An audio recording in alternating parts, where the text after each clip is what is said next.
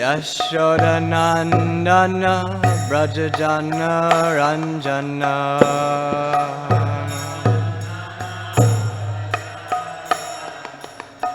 Yashodanandana Brajajana Ranjana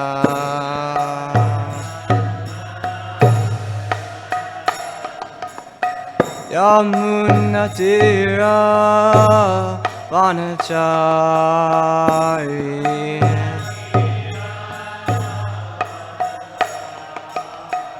Yamunatira Vanachari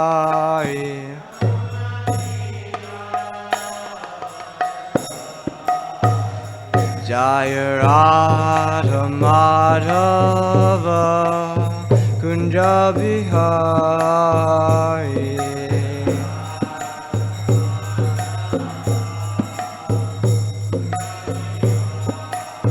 Jaya Radha Madhava Kunja Bihari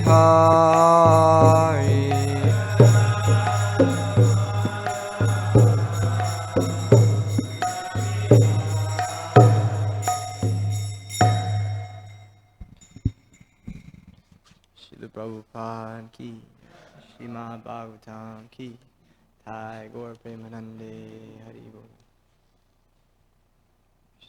Could you grab my notebook and the nectar of devotion? Thank you.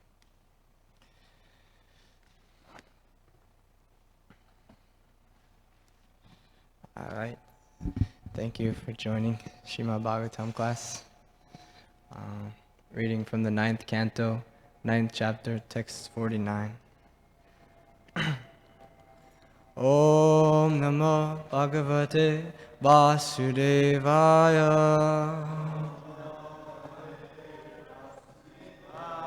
Om Namo Bhagavate Vasudevaya.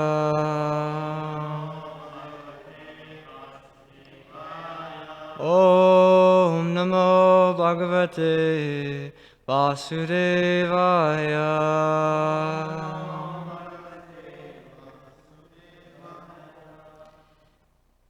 Yatad Brahma Param Sukshmam Ashunyam Shunyakalpitam Bhagavan Vasudeveti Yam Grinanti Satvataha Yatad Brahma Param Sukshmam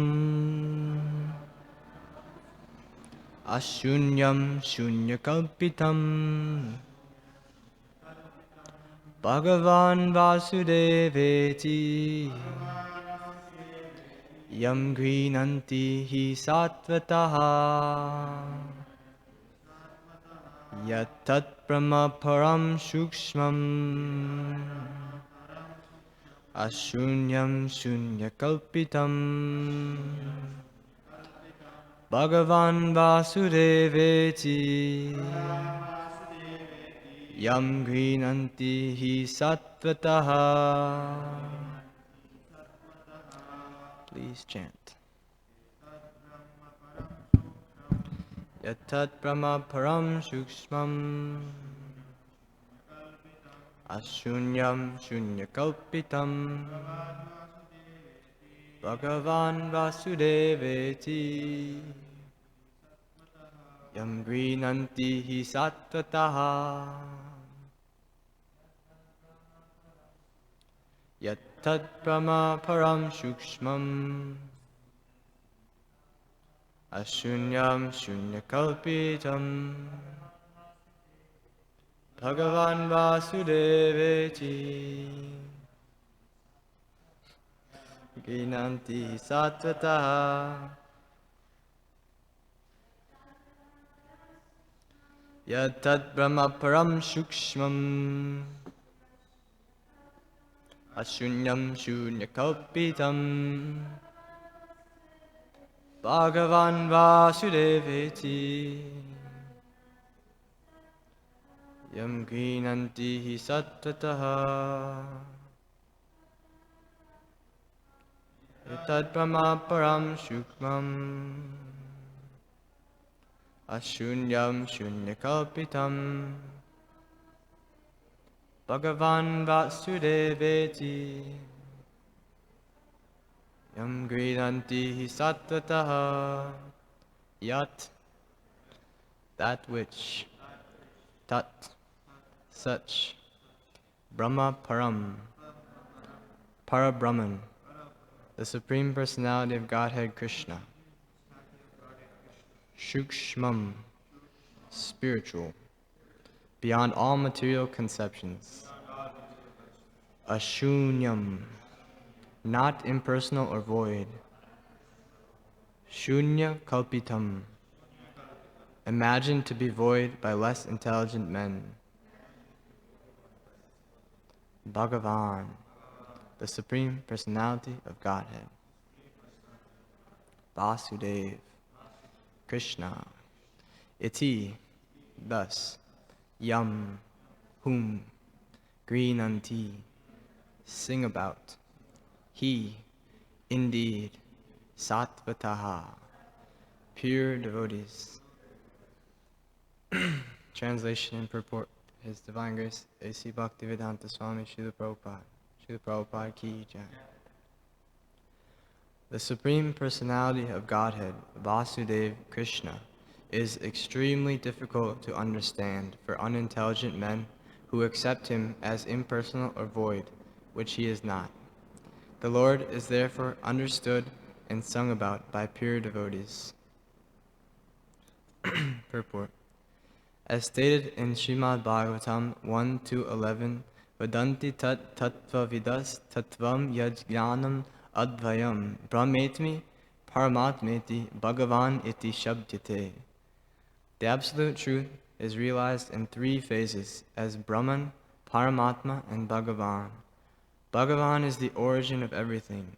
Brahman is a partial representation of Bhagavan and Vasudeva, the super soul living everywhere and in everyone's heart, is also an advanced realization of the Supreme Personality of Godhead. But when one comes to understand the Supreme Personality of Godhead, Vasudeva, Sarvam Iti, when one realizes that Vasudeva is both Paramatma and the impersonal Brahman, he is then in perfect knowledge. Krishna is therefore described by Arjuna as Param Brahma, Param Dhamma, Pavitram Paramam Bhavan. The words Param Brahma refer to the shelter of the impersonal Brahman and also of the all-pervading super soul. When Krishna says, Tyaktva deham punar janma naiti mam eti sorjuna, this means that the perfect devotee, after perfect realization, returns home back to Godhead. Maharaj Katvanga accepted the shelter of the Supreme Personality of Godhead, and because of his full surrender, he achieved perfection. Thus ends the Bhaktivedanta purport of the 9th canto, 9th chapter of the Srimad Bhagavatam, entitled The Dynasty of Ansumam. Namo Vishnu Padaya Krishna Prasthaya Bhutale Shrimati Rumapada Swaminiti Namine. Namo Vishnu Padaya Krishna Prasthaya Bhutale Shrimati Bhaktivedanta Swaminiti Namine. Panchakalpatarubhascha Kripa Sindhu Vevacha Patitanam Pavanebhyo Vaishnavebhyo Namo Namaha. Jai Shri Krishna Chaitanya Prabhu Nityananda Shri Advaita Gadadhar Srivasadi Gaura Bhakta Vrinda. Hare Krishna, Krishna Krishna, Hare Hare, Hare Rama, Rama Rama, Hare Hare. Hare Krishna. Please pray for me that I can say something of value, especially Charanishta Prabhu, Navina Krishna Prabhu. Please give me your blessings so I can do something.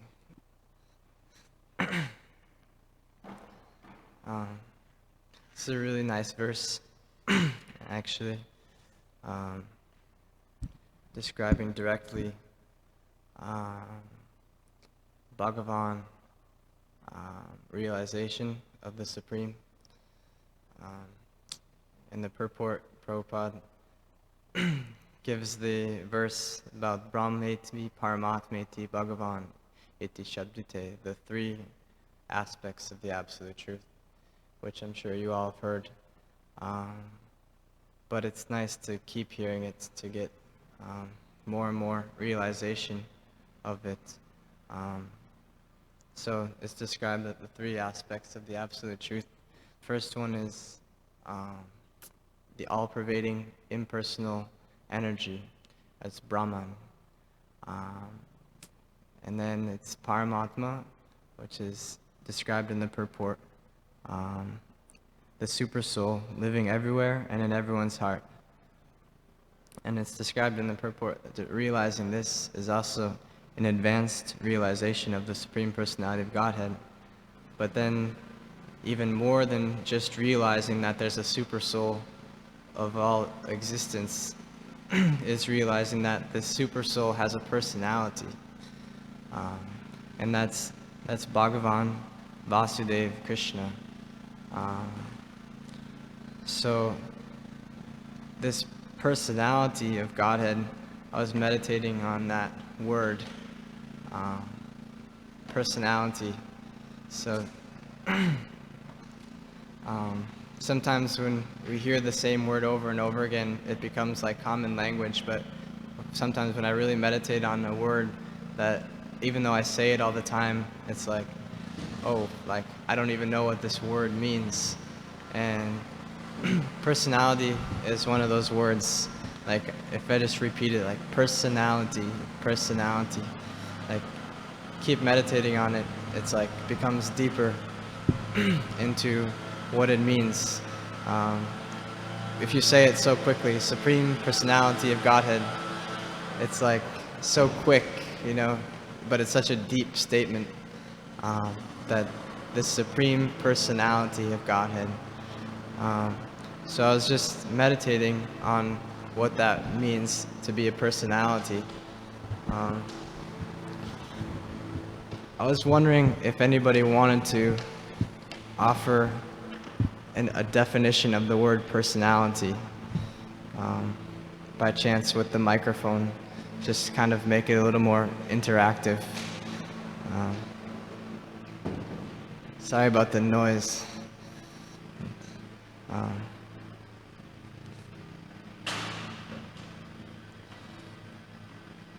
just kind of want to go deep into that meditation of the word personality, so we can understand more about the Absolute Truth as a personality. Does anyone have a definition? Personality implies a particular schematic of likes and dislikes. A very unique set of things that are attractive to that person and things that are not. Yeah, that's a good definition. Certain likes and dislikes that make a person an individual, like makes this person who they are, kind of how they are, compared to everyone else. I was reading in the dictionary, just on like a human level, from the dictionary, like every person is individual, and although we're all human, we all have these different personalities, different qualities about us. So then, if we have these individual personalities, and then we can kind of use that perception of each individual has this kind of, someone's like more funny, someone's more serious, someone's like kind of shy, things like that. So, but what is Krishna's personality? What is the Supreme Personality of Godhead? That's like, he's the reservoir of all personality. So this is amazing to realize that the Supreme is a personality. And in this verse it says that unintelligent men accept the Supreme as impersonal or void. And oftentimes people just do this out of ignorance because they're just covered over by lust, by the material energy. But otherwise, this is just like a horrible thing, that the Supreme is just void and impersonal. It's like, it's really a drag, that everything is just nothing or void. But from the Bhagavatam and from Krishna consciousness, it's super enlivening to realize that everything is actually a personality. Everything is a person. And we can even realize that, like, in the material nature, everything is acting by person, by people. That's what we hear in the Bhagavatam, how the demigods are in control of all the different aspects of material nature, and every planet, every star we see in the sky is filled with personalities and predominating deities, and like, deity means like the king or the soul who's presiding over those planets. And so everything becomes personal, everything becomes alive. Whereas if we're in this impersonal void conception, everything is dead. Everything doesn't exist. There's no person. It's just, this is the material conception, is we just see this dull matter, and this is it. It's void, it's impersonal. It's not like a conscious person, but we are people, and we are animating the energy, the material energy. Without the persons, the matter is just void. And materialistic people, they think that this matter is all there is. They don't even believe in themselves. We don't even believe in ourselves sometimes because we're conditioned. We don't even believe that we're people sometimes because we're just covered over by the material energy. So we chase things material objects outside of ourselves. So this is the problem with the material conception of life, that we're seeing this impersonal energy as mine. We're seeing it, all we see is ourselves in relation with the material objects. And we're trying to make this situation of the material objects so we're in the center, and then everything is just very nice around us. So we're trying to be the lords of the material energy. That's the disease of material nature. That's the lust of material nature. And in doing that, we shut out the Supreme Personality, the Super Soul, and we neglect him, and we choose to say, yeah, everything is energy. I agree with that, but that's it. Everything is just energy. It's impersonal or void, so then we can still do our program in the material energy.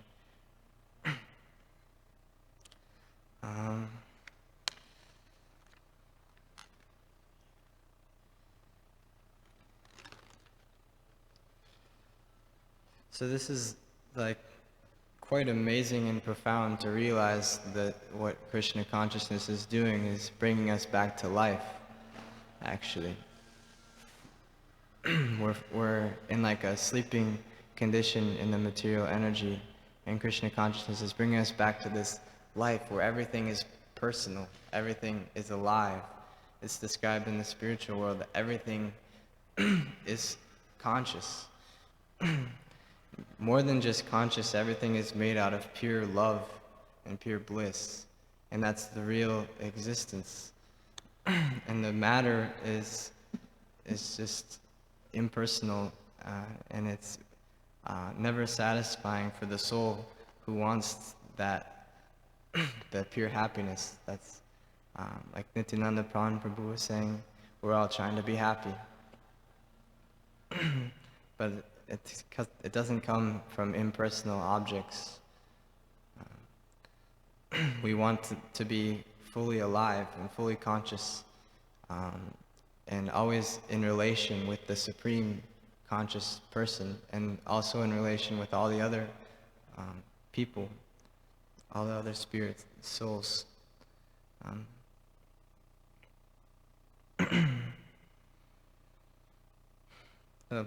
So our Krishna consciousness movement described as a revolution against materialism. So that's like our battle is to fight against the materialistic conception of life, that everything is impersonal or void. And that starts within ourselves, developing the proper conception that everything is personal, everything is conscious. By hearing the Srimad Bhagavatam and chanting and worshiping the Supreme Personality, then we develop the proper conception that the Supreme is a person and that we also are persons. And this is really profound, to come out of this dreamlike state of impersonalism and voidism, materialism. And that's the battle that we have to fight within ourselves, especially within ourselves first. And when we really become Krishna conscious, then we can really help other people as well, a lot of other people. Let's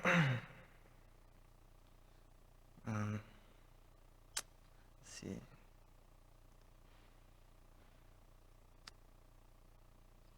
Okay. I was going to read something about Krishna's personality. I don't know, would you guys want to hear about Krishna's personality from the Nectar of Devotion? He's the reservoir of all personalities, so if we meditate on him, then we can develop our own personhood also. From the Nectar of Devotion by Srila Rupa Goswami, it's the complete science of Bhakti Yoga. So in this chapter, the 23rd chapter, it's actually called Krishna's Personality, which is pretty cool.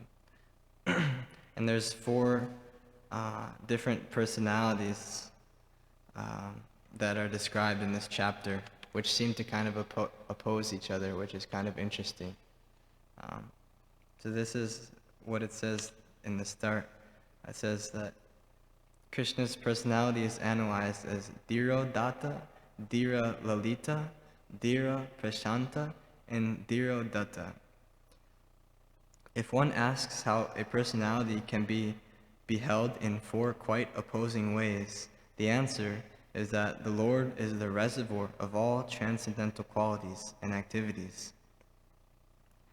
Therefore, his different aspects can be analyzed according to the exhibition of his limitless variety of pastimes, and as such, there is no contradiction. So, in the material world, when someone has like opposing personalities, there's like a disorder.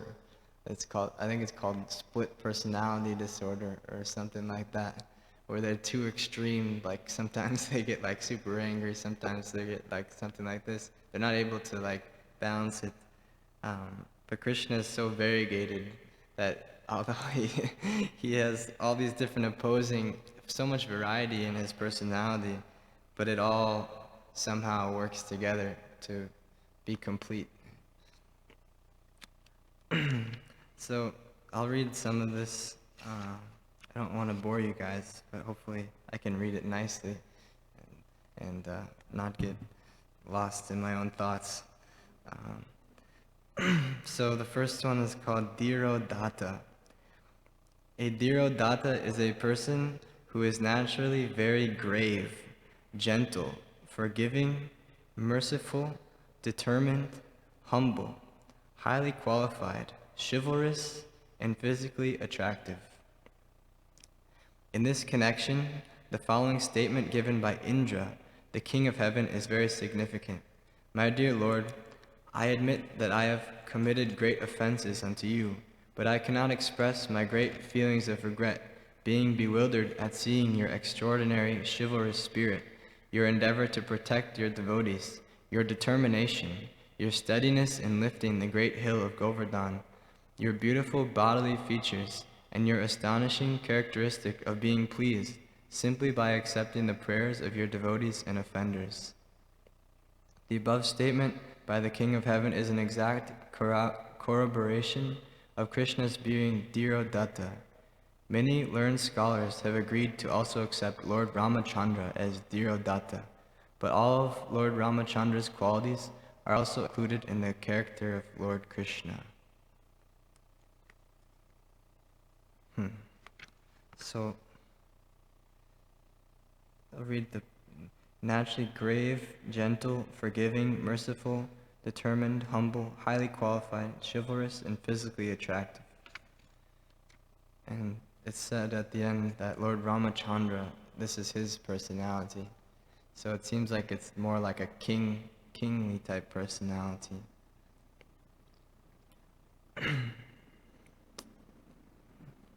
The next one is called Dhira Lalita. A person is called Dhira Lalita if he is naturally very funny, always in full youthfulness, expert in joking, and free from all anxieties. Such a Dhira Lalita personality is generally found to be domesticated and very submissive to his lover. This Dhira Lalita trait in the personality of Krishna is described by Yagya Patni, the wife of one of the Brahmanas who were performing sacrifices in Vrindavan. She tells her friends, one day Srimati Radharani, accompanied by her associates, was taking rest in her garden, and at that time Lord Sri Krishna arrived in that assembly. After sitting down, he began to narrate very impudently about his previous night's pastimes with Radharani. While he was speaking in that way, Radharani became very embarrassed. She was feeling ashamed and was absorbed in thought, and Krishna took the opportunity to mark her breasts with different kinds of tilak. Krishna proved himself to be very expert in that art. In this way, Krishna, as Dhira Lalita, was enjoying his youthful proclivities in the company of the gopis. I'm not qualified to read these pastimes, I'm sorry. Please forgive me. Generally, those who are expert in writing drama choose to call Cupid the ideal Dhira Lalita, but we can more perfectly find in the personality of Krishna all the characteristics of Dhira Lalita. So this is a pretty contrasting aspect of Krishna's personality from the last one. He's like grave, humble, forgiving, forbearing, all these highly qualified, chivalrous, and now he's very funny, always in full youthfulness, expert in joking and free from all anxieties. So there's different times, I guess, in the different pastimes where Krishna exhibits these, and that creates so much variety. Sometimes he's joking so much and having such a good time, and then sometimes he's more grave, more gentle. So that's pretty interesting. There's two more. The next one's called Dhira Prasanta. A person who is very peaceful, forbearing, considerate, and obliging is called Dhira Prasanta. This Dhira Prasanta trait of Krishna was exhibited in his dealings with the Pandavas. On account of the Pandavas' faithful devotion to the Lord, he agreed to become their charioteer, their advisor, their friend, and their messenger, and sometimes their bodyguard. Such is an example of the result of devotional service toward Vishnu. When Krishna was speaking to Maharaj Yudhisthira about religious principles, he demonstrated himself to be a great, learned scholar, but because he accepted the position of younger cousin to Yudhisthira, he was speaking in a very gentle tone which enhanced his beautiful bodily features. The movement of his eyes and the mode of his speech proved that he was very, very expert in giving moral instructions. Sometimes Maharaj Yudhisthira is also accepted by learned scholars as Dhira Prasanta.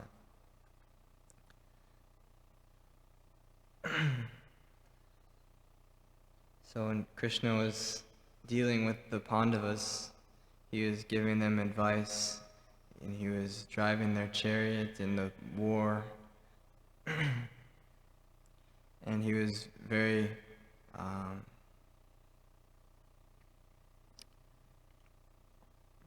do you say it?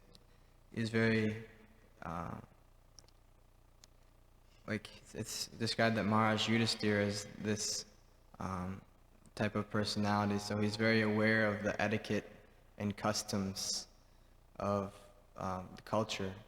So, like before, he was, joking about Radharani, and she was embarrassed, having a good time.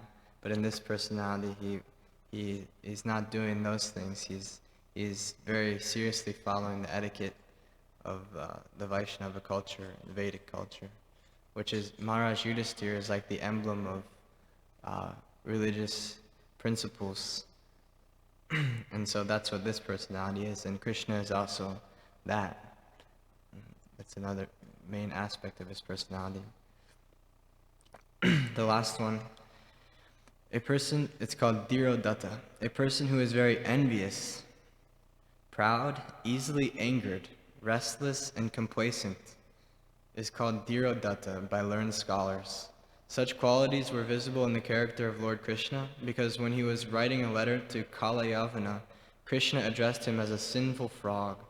In his letter, Krishna advised Kalayavana that he should immediately go and find some dark well for his residence, because there was a black snake named Krishna who was very eager to devour all such sinful frogs. Krishna reminded Kalayavana that he could turn all the universes to ashes simply by looking at them. The above statement by Krishna seems apparently to be of an envious nature, but according to different pastimes, places, and times, this quality is accepted as a great characteristic. Krishna's Dhirodatta qualities have been accepted as great because Krishna uses them only to protect his devotees. In other words, even undesirable traits may also be used in the exchange of devotional service. Sometimes Bhima, the second brother of the Pandavas, is also described as Dhirodatta. Once, while fighting with a demon who was appearing as a deer, Krishna challenged him in this way: I have come before you as a great elephant named Krishna. You must leave the battlefield except in defeat, or else there is death awaiting you. This challenging spirit of Krishna is not contradictory to his sublime character. Because he is the Supreme Being, everything is possible in his character. There is a nice statement in the Kurma Purana about these contradictory traits of the Supreme Personality of Godhead.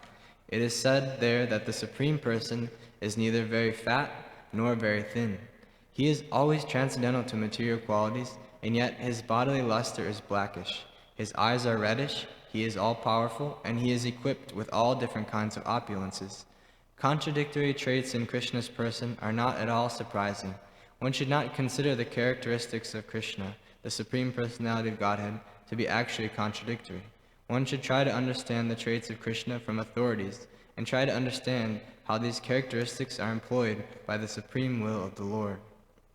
In the Mahavaraha Purana, it is confirmed that the transcendental bodies of the Supreme Personality of Godhead and his expansions are all existing eternally. Such bodies are never material, they are completely spiritual and full of knowledge. They are reservoirs of all transcendental qualities. I think I'll finish reading that.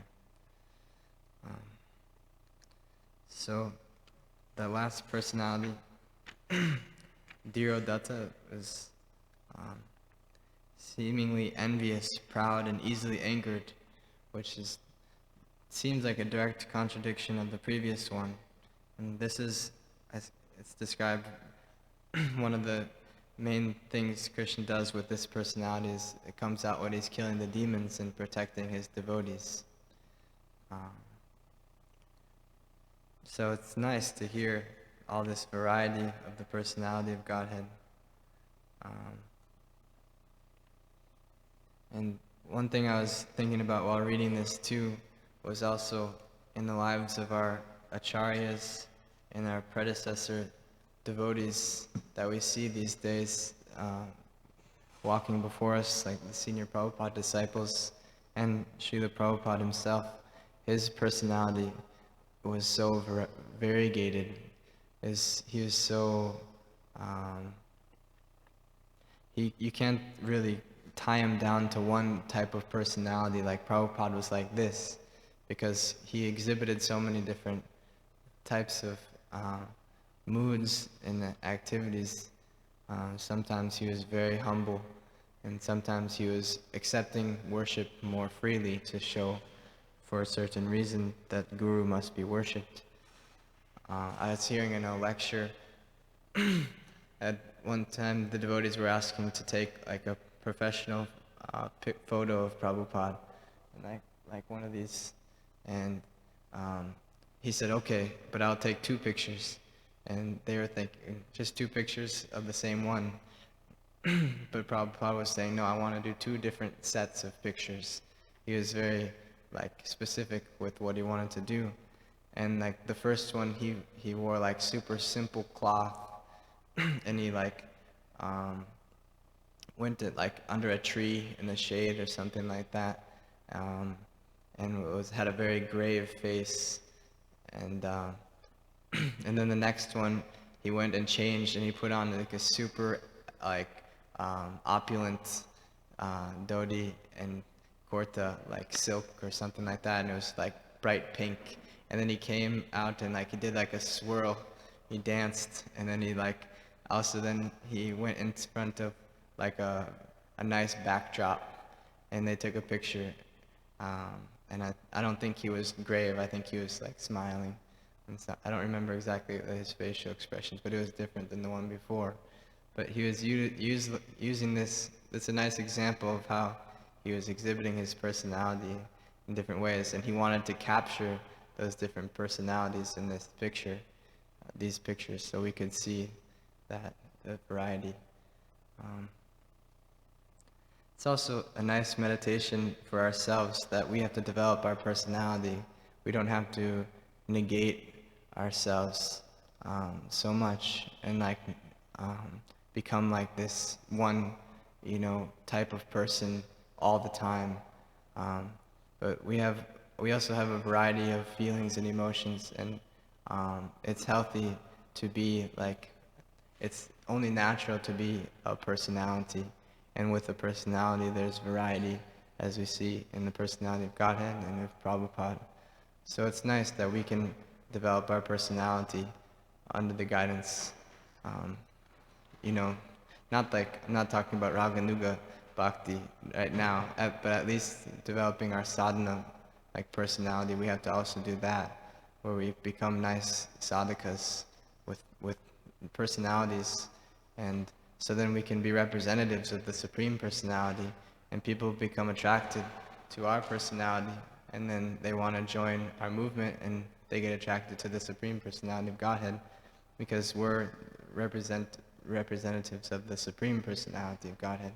So we have to develop nice personalities under the guidance of senior devotees, and in the proper way, with care and attentiveness. I think that's all I'd like to say. If there's any questions or comments, I would really appreciate if someone has something to say, to share.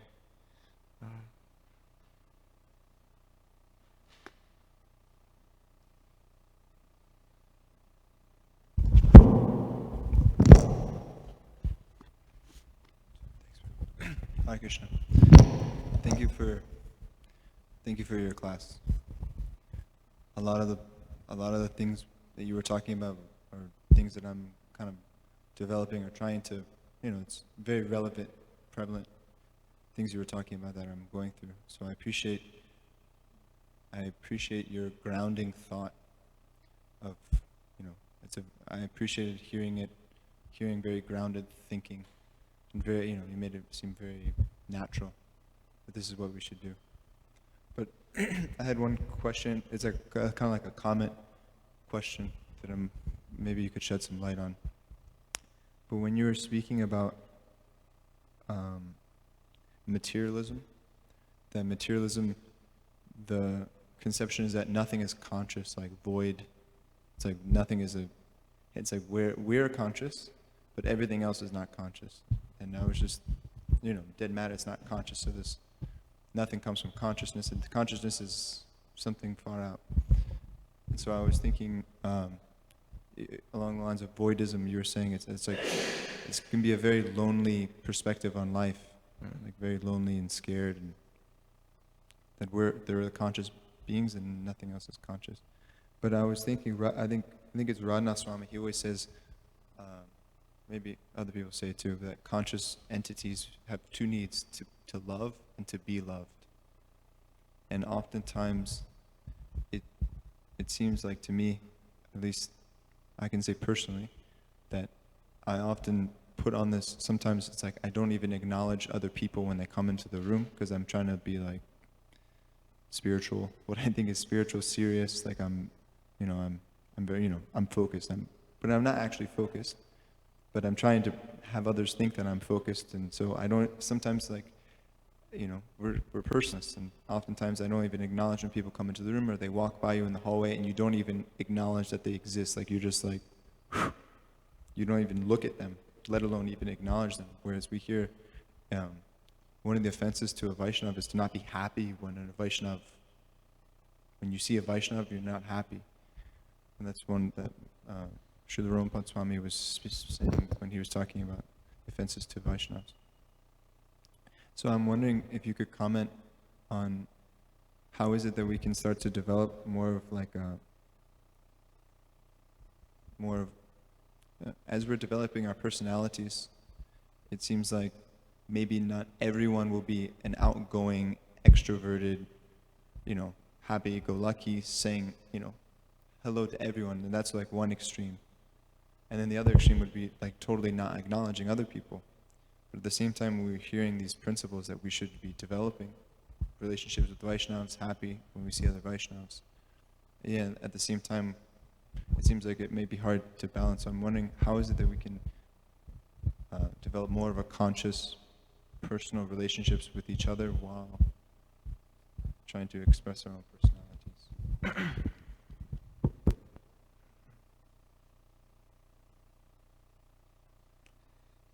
That's a awesome question. Because that's how, if we don't know how to relate with each other as devotees, then how can we approach the Supreme Person? So oftentimes I meditate on that our relationships with each other is like practice with our relationship with Krishna. So if we don't know how to have an intimate relationship with the people that are around us, then it's unlikely that we'll know how to have an intimate relationship with the Supreme Person.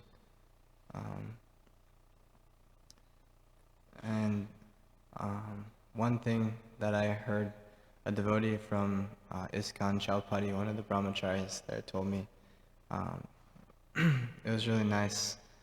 He came up to me and asked me what I was thinking about. And I was thinking about something I said to a devotee the previous day. And he said, this is good. He said, two things we have to be most attentive is our chanting and our relationships with devotees. So I guess you can compare it to like a sadhana, like you're chanting. It's not easy to be attentive when you're chanting. It's also not easy to be attentive in relationships because we're covered over by material energy.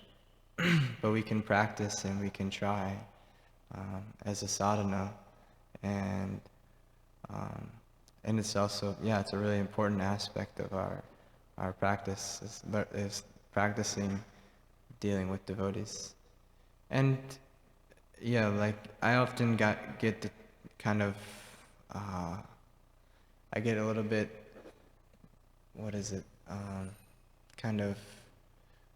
I feel bad about myself sometimes because I'm not like a super loud person. So like I think, I wish I could just be like a really outgoing personality. But that's not it's like kind of a misconception of like what it means to have relationships with people. There's so many varieties, and everyone has some certain good qualities about them, and some people are less quiet. And so when you see a Vaishnava, you might not, offer dandavats, like, say like Panchakopa Trubishak, like super loud, right when you see them. Like, I've seen devotees like that. That's nice and it's pleasing to devotees, but I'm not like that. I'm not like a super loud person. So like, I just like do something small and something according to my nature that I'm at. That also, we follow those instructions of like the minimum etiquette, at least the minimum etiquette. So we make sure, we're conscious of how we're dealing with the devotees according to, we don't have to be something we're not, though.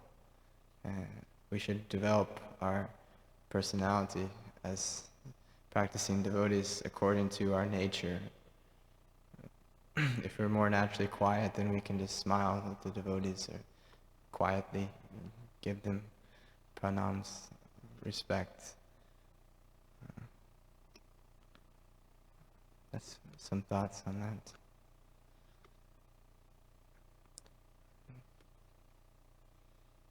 Anything else?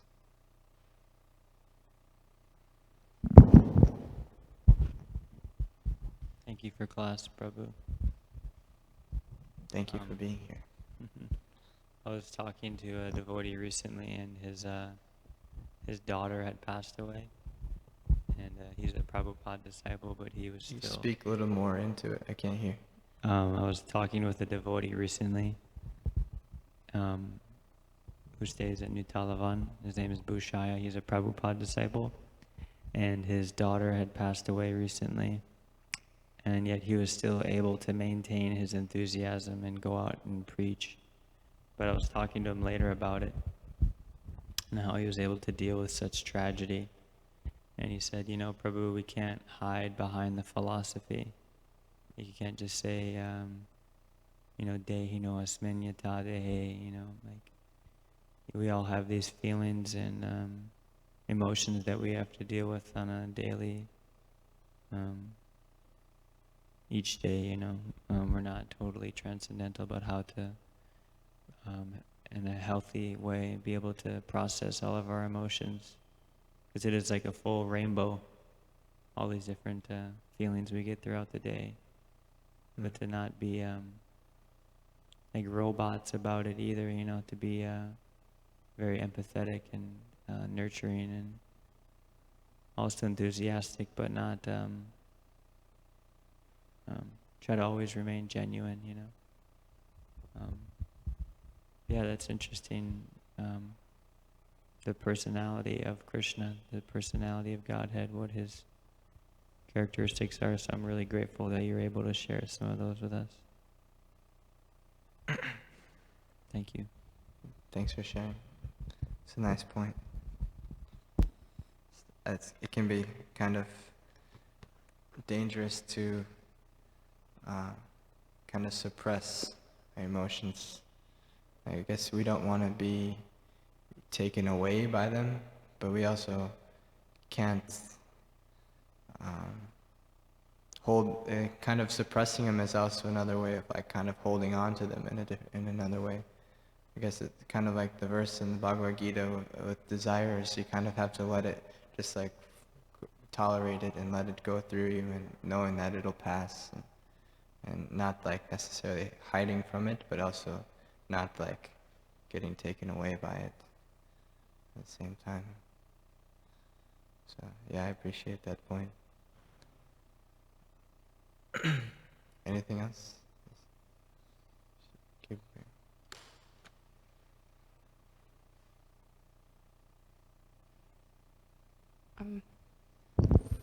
Thank you, Prabhu, for the class. And I have a quick question. Would you like to tell us how many pure devotees you know who understood the Supreme Personality of Godhead? What? I didn't hear what you said exactly. For instance, we talk about the last verse that Maharaj Khatvanga, he liberated and he achieved perfection, right? How many of pure devotees like him you know? In our movement? I don't know. What I do know is that we can't tell based on externals where these senior devotees are actually at. And most likely we're seeing people who are internally somewhere where we can't imagine. But they don't show it to neophyte devotees so much.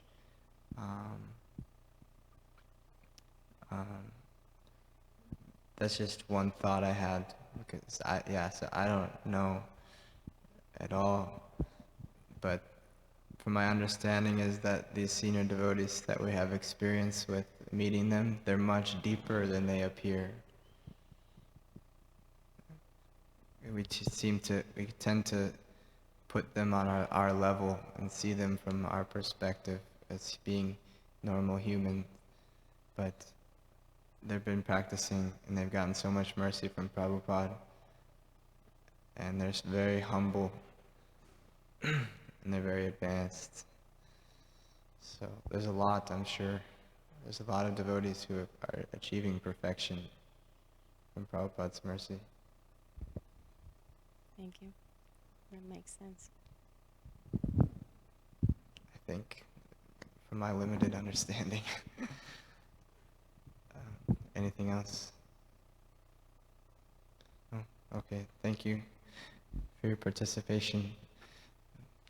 Srimad Bhagavatam ki jai, Srila Prabhupada ki jai, Nitai Gaura Premanandi, Hari Hari Om. Our voice, Shri Guru